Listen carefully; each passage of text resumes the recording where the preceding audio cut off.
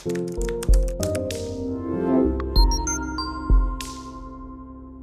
Paul, 4-0 defeat here at Linfield. Give me your thoughts on the performance. Well, look, I think coming up, Mark, I mean, obviously when you come up to Windsor Park, it's going to be a tough game.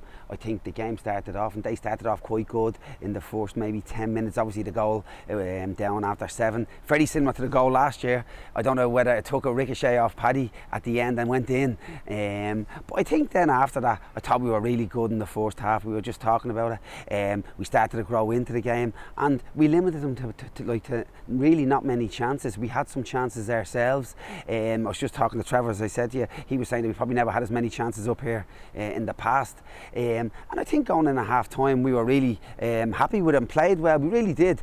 I think the more the game, when you come out in the second half, then we started off great again for the first 10 minutes. I think Joe Moore was in here, maybe he could have had a strike on goal at that time, but we started off good. But then I think the more the game went off, went on, we looked like we were flagging, and that's being honest. We looked like we couldn't compete with them. They're good, they have some really good players, and I think they're probably a bit different now to what they were a number of years ago. I think they're a good team, they play well, they've got, as I said, some really good players. They made the changes, and look, like, to be fair, they're at a different level. But the thing for us is that it's not going to be defined by what we do here. Okay, you're disappointed, nobody wants to concede 4 goals and that, Mark, but as I said, we were really good for 55 minutes, but let's our players see that we still have a bit of work to do.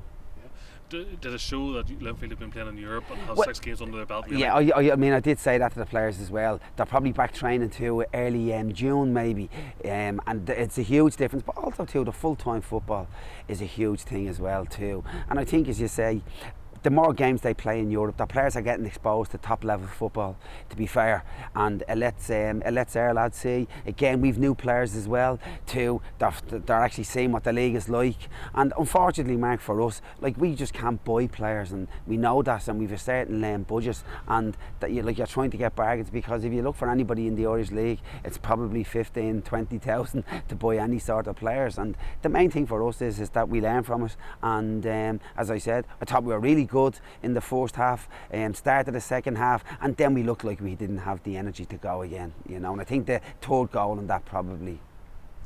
There are shoots of positivity though that you can pull out of this and you can move forward.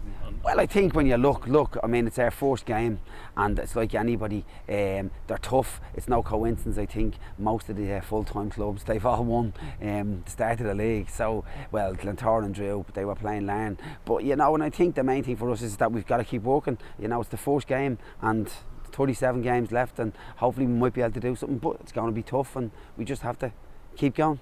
Back to Summer Park on Saturday against Coleraine. Yeah. A big game. It's important for fans to get behind you in the first home game. Yeah, I think when you look too, I mean, they had a good result there yesterday against Cliftonville, and it'll be a tough game. We played them a couple of times in the cup last year in the league, and it's like what you said, Mark, you're right. Hopefully the supporters come out, and then it's up to us to try and keep them coming.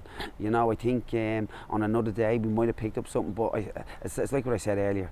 I just thought we flagged the more the game went on. Good man, Paul, thank you very much.